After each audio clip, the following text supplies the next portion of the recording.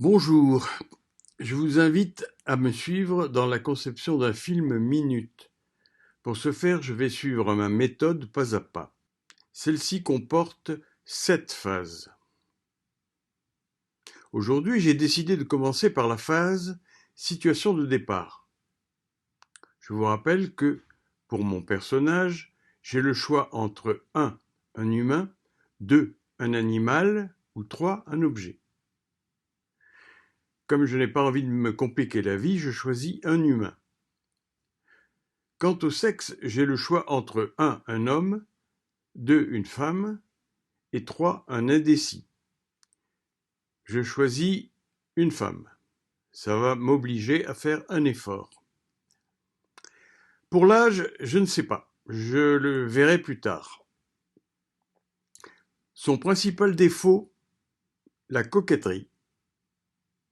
Quoi? C'est pas un défaut? Bien sûr, comme toujours, c'est l'excès qui est un défaut. Donc, excès de coquetterie. Vous n'allez pas commencer à m'ennuyer. Je verrai plus tard s'il y a lieu d'ajouter une qualité, un métier, une antériorité, une situation de santé, une situation matrimoniale, une situation amoureuse, etc. N'oublions pas qu'il s'agit d'un film minute, il faut être le plus simple possible.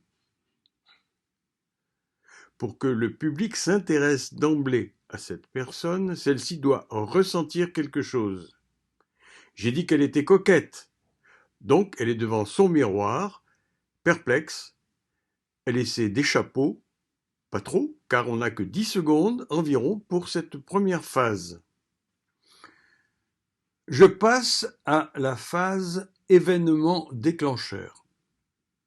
Vous le savez, j'ai le choix entre 1. L'arrivée d'une personne, sa mère, son père, son frère, sa sœur, son petit ami, un voisin qui s'est trompé d'étage, etc. 2. La découverte d'un objet. Un bijou qu'elle avait égaré, une aiguille avec laquelle elle se pique, une carte de visite, une photographie oubliée, etc. 3. La survenue d'un fait. Panne d'électricité, tremblement de terre, sirène de police dans la rue, etc. Ou 4. Une nouvelle. Suite à un appel téléphonique, la maman qui appelle derrière la porte, une nouvelle à la télé, etc. N'oublions pas qu'au cours de cette seconde phase, le scénariste doit introduire 2 choses. Une contrariété, ou une joie, et une tension. Contrariété d'abord. Quel est l'événement le plus propre à contrarier une femme coquette? Une éruption de boutons sur le visage? Renverser de la sauce tomate sur sa belle robe blanche? Se faire piquer le bout du nez par une guêpe? Croiser une femme plus jolie qu'elle, etc. Ensuite, comment instaurer une tension? Comme toujours, en créant une urgence, en posant un ultimatum, en déclenchant un compte à rebours.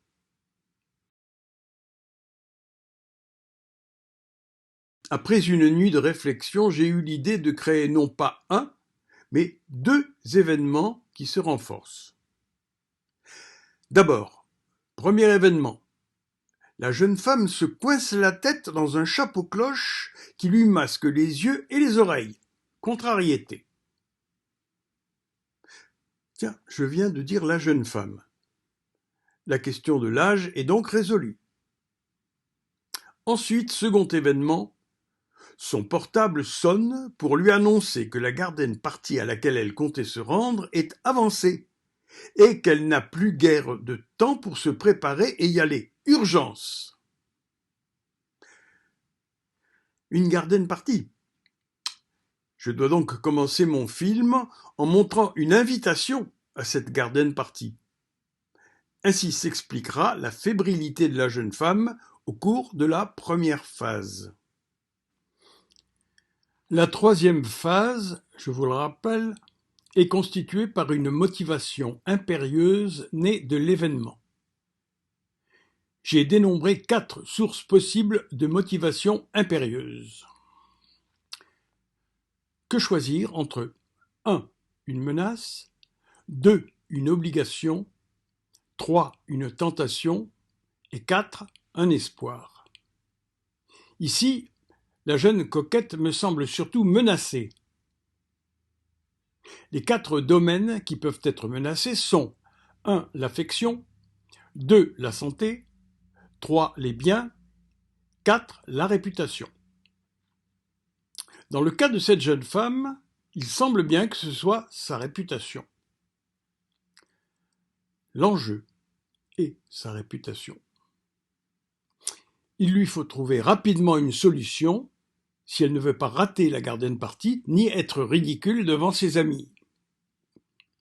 La 4e phase est le piège dans lequel elle va tomber ou dont elle doit sortir. Or, elle est déjà dans le piège. C'est même sa tête qui se trouve piégée au sens propre. La 5e phase est celle de l'action. Ici, je vois même 2 phases d'action. La première se situe au moment où le téléphone sonne, alors qu'elle ne peut plus rien voir et n'entend que difficilement. On peut l'imaginer en train de tâtonner pour trouver son téléphone, le faire tomber, le chercher en se guidant avec le son, se tromper de côté, etc., puis faire répéter le message parce qu'elle entend mal. La seconde commence après l'appel téléphonique. Elle ne parvient toujours pas à arracher son chapeau. Soudain, sa main hésitante tombe sur une paire de ciseaux. Écran noir.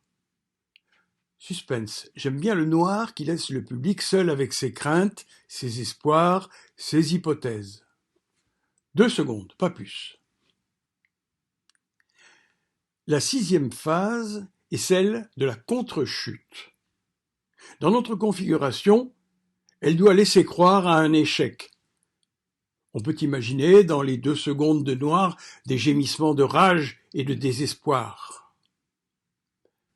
La 7e phase est la chute. Elle se traduit la plupart du temps par un échec ou une réussite. Elle constitue toujours une surprise.